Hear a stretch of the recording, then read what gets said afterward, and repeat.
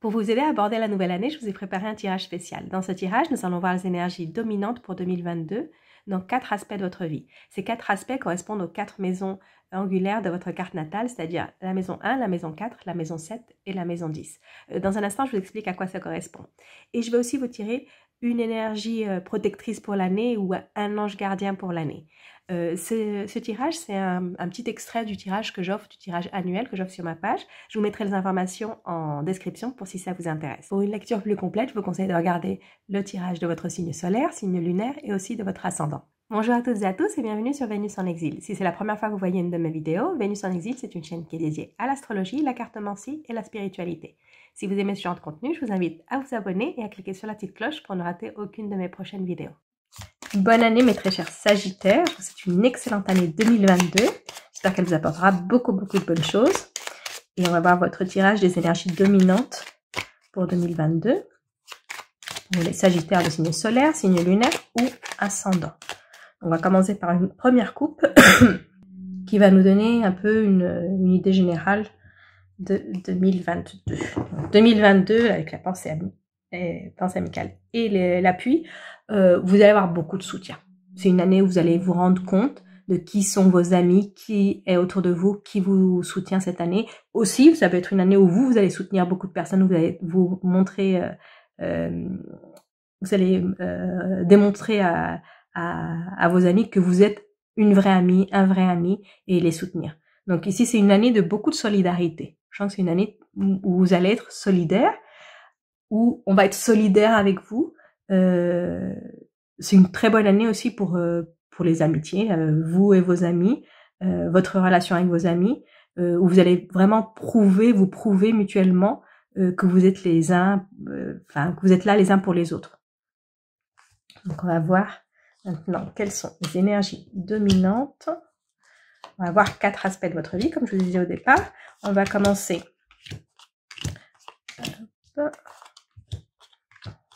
avec les énergies dominantes dans la maison 1. Ça, c'est la maison qui vous représente. C'est aussi ce qui vous impulse toute cette année, comment vous commencez les choses, comment vous abordez les choses cette année 2022. Ça peut aussi nous parler un petit peu de vous, de comment vous êtes, de l'image que vous voulez projeter, de l'image que vous projetez, de comment vous êtes perçu aussi. Et ici, c'est une année où vous allez vous montrer très fort. Vous allez vous montrer très fort. Vous allez vraiment faire et aller pour ce que vous voulez. Vous allez vous lancer. Vous allez vraiment vivre une année avec beaucoup d'émotions.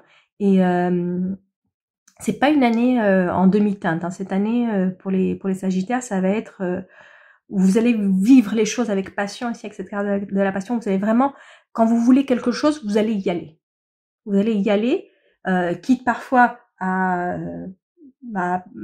perdre des choses en chemin, mais en tout cas, c'est pas une année en demi-teinte pour vous. C'est vraiment une année où vous allez vraiment aller pour ce que vous voulez, c'est ça. C'est vous allez vous lancer, vous allez vous affirmer, vous allez aussi, pour certaines personnes, découvrir ce qui vous passionne dans la vie. Et je vous dis, c'est une année, quand je dis c'est une année qui va pas en demi-teinte, c'est que c'est soit ça passe, soit ça casse. Ça va être un peu ça. Ça va être un peu ça tout au long de l'année, avec cette fougue que vous allez avoir. Bah, il y a certaines choses qui vont casser. Il y a certaines choses qui vont casser. Faites quand même attention au moment quand vous communiquez. Faites attention quand vous communiquez. D'être clair, d'être direct, de parler d'une manière simple pour éviter les malentendus. Parce que vous allez avoir tellement de fougue que parfois vos mots vont aller beaucoup plus loin que ce que vous vouliez. Donc faites attention que certaines choses ne vous échappent pas. Aussi, les Sagittaires sont des personnes très franches et parfois tout sort tel quel, sans filtre. Et là, vous risquez de faire quelques faux pas. Mais bon, c'est une année où vous allez vivre vraiment pleinement ce que vous avez envie de vivre. Vous n'allez pas laisser les convenances ou certaines choses vous bloquent, certaines règles, certaines, comme je dis, certaines convenances, certaines règles, vous n'allez pas laisser ça vous bloquer, vous allez vraiment vivre les choses d'une manière plus naturelle, plus spontanée. Ça fait beaucoup de spontanéité cette année. Donc, et parfois, certains mots vont être vont vous échapper, on va dire que certaines choses vont vous échapper, mais vous le faites avec une bonne intention. C'est pas des choses que vous dites avec une mauvaise intention, mais qui pourraient être mal perçues parce que justement vous êtes trop franche ou trop franc au moment de communiquer. Donc nous allons voir maintenant les énergies qui sont dominantes dans la maison 4. Ça, c'est la maison qui est en rapport avec votre foyer, là où vous vivez, les personnes avec qui vous vivez. Ça peut être aussi votre famille, votre relation avec vos parents. Et ici, il va y avoir, c'est une année où vous allez mettre de la distance. C'est une année où vous allez mettre de la distance avec certaines personnes. Donc, pour certaines personnes, ça peut vouloir dire un déménagement où si vous vivez avec votre famille, vous allez plus vivre avec votre famille. Pour certaines personnes, vous allez peut-être partir aussi avec votre famille, mais il y a un changement au niveau de votre maison, de là où vous vivez, ou peut-être des personnes avec qui vous vivez. C'est un changement favorable. C'est un changement qui va vous apporter une certaine maturité. C'est un changement qui va être sur du très long terme. Donc ça peut être pour certaines personnes peut-être investir dans une nouvelle maison, dans l'achat d'une maison, et c'est quelque chose qui va vous bloquer pour très très longtemps. C'est un engagement, je vous dis, sur du très long terme, et vous allez sentir un petit peu ça. Vous allez un peu sentir peut-être cette hésitation au début. Bon, si je fais ça, si j'achète cette maison, c'est quelque chose de définitif. C'est quelque chose pour très très longtemps. Et peut-être que votre âme un petit peu plus aventurière, elle va se sentir un peu, comment dire, un peu bloquée par ça. Pour certaines personnes, ça peut être aussi un éloignement par rapport à votre famille, qui va être sur du long terme aussi.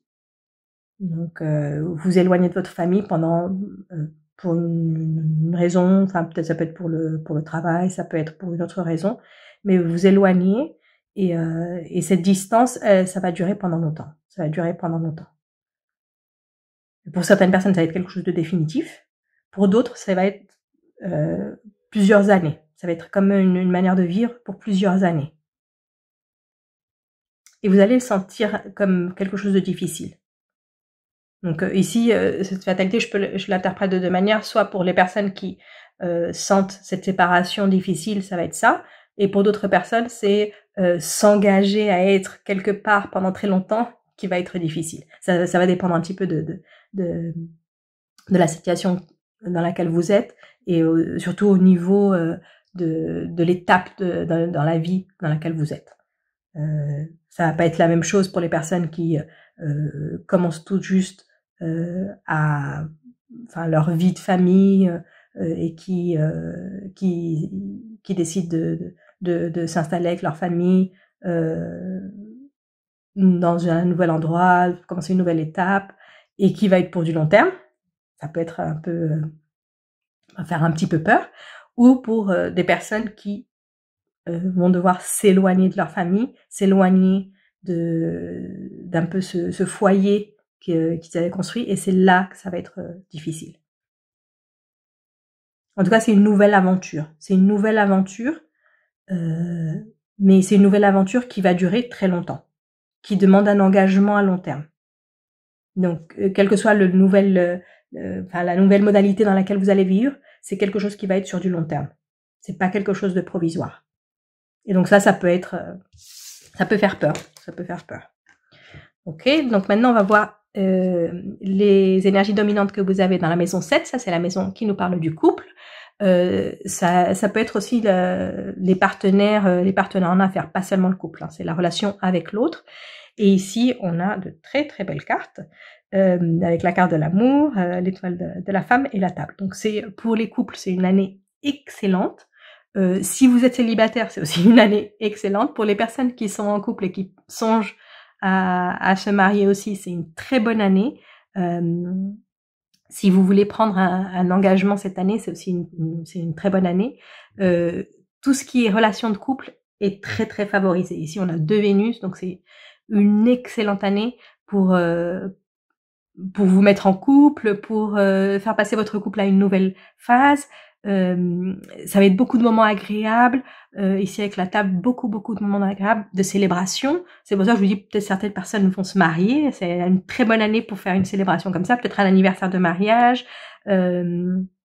Ou partir en lune de miel, vous êtes marié peut-être l'année dernière, vous n'avez pas eu la possibilité de partir en lune de miel, ça va être une très bonne année pour ça. Si vous allez vous marier, c'est une très bonne année pour les cérémonies de mariage. Je ne sais pas quoi vous dire de plus, mais c'est une excellente année pour tout ce qui est couple. Que vous soyez célibataire ou en couple, c'est vraiment une très très très belle année. C'est une année aussi, ici avec l'étoile de la femme, où vous allez être plus sensible à l'autre. Donc peut-être plus réceptif, où vous allez vous rendre compte que vous comprenez mieux votre partenaire. Et c'est peut-être pour ça que tout se passe bien, parce que vous comprenez mieux ce que ressent l'autre, ce dont a besoin l'autre. Vous êtes plus attentif à ça, et donc ça permet d'avoir des relations plus harmonieuses. Et pour les célibataires, franchement, c'est une excellente année. C'est une excellente année. C'est la meilleure année pour tomber amoureuse ou amoureux, parce que c'est comme si les choses se faisaient plus simplement, plus facilement, comme si tout se faisait tout seul.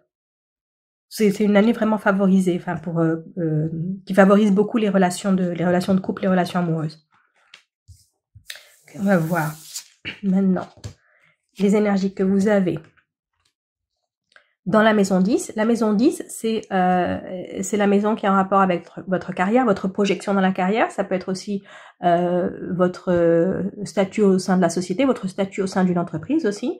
Ça peut être aussi votre relation. Ça peut nous parler de votre relation avec vos chefs, avec vos patrons, ou vous, en tant que chef, en tant que patron, comment vous vivez cette année 2022.